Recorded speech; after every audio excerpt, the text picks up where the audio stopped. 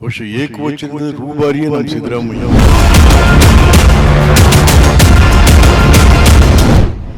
ಪರಸ್ಪರ ಏಕವಚನದಲ್ಲಿ ಸಂಬೋಧನೆ ಮಾಡ್ಕೊತಾ ಇದ್ದಾರೆ. ಬಹುಶಃ ಏಕವಚನದ ರೂವಾರಿಯೇ ನಮ್ಮ ಸಿದ್ದರಾಮಯ್ಯ. ಏಕವಚನದಲ್ಲಿ ಮಾತಾಡೋ ಶುರು ಮಾಡಿದವರೇ ಈ ಸಿದ್ದರಾಮಯ್ಯ.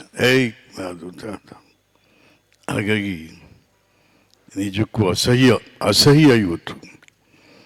ಕನ್ನಡ ಭಾಷೆಯ ಮೇಲೆ ಅತ್ಯಾಚಾರ ಆಗ್ತಾ ಇದೆ ಇವತ್ತು. ಪರಸ್ಪರರು ಒಬ್ರಿಗೊಬ್ರು ಏನೇನು ಮಾತಾಡ್ತು ನಿಮಗೆ ಅರ್ಥ ಆಗ್ತಾ ಇಲ್ಲ. ನಾವು ಕಡೆ ಜನರೆದುರು ಬೆತ್ತಲಾಗ್ತಾ ಇದ್ದೀರಾ. ಮೂರೂ ಪಕ್ಷದ ನಾಯಕರು ಜನರೆದುರು ಬೆತ್ತಲಾಗ್ತಾ ಇದ್ದಾರೆ. ಆಯ್ತಾ? ಹಾಗಾಗಿ ನಿಮ್ಗೆ ಯಾರು ಹೇಳೋರು ಕೇಳೋರು ಇಲ್ವೇ? ಅವ್ರು ಬಿಡಿ, ವೋಟರ್ ಕೂಡ ಹೇಳೋಕ್ಕಾಗಲ್ಲ. ಯಾಕೆಂದರೆ ಕಾಸು ಕೊಟ್ಟು ತಗೊಂಡು ವೋಟ್ ಹಾಕಿರೋರೆಲ್ಲ ಪಾಪ ಹೆಚ್ಚು ಕಡಿಮೆ.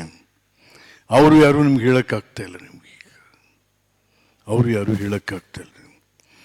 ನಿಮಗೆ ಸಾರ್ವಜನಿಕರ ಹಿತಾಸಕ್ತಿಗಿಂತ ನಿಮ್ಮ ಕೌಟುಂಬಿಕ ಹಿತಾಸಕ್ತಿಯೇ ದೊಡ್ಡದಾಗೋಯ್ತು ಈಗ. ನಿಮಗೆ ಸಾರ್ವಜನಿಕರ ಹಿತಾಸಕ್ತಿಗಿಂತ ನಿಮ್ಮ ಕೌಟುಂಬಿಕ ಹಿತಾಸಕ್ತಿ ಜಾಸ್ತಿ ಆಗುತ್ತು.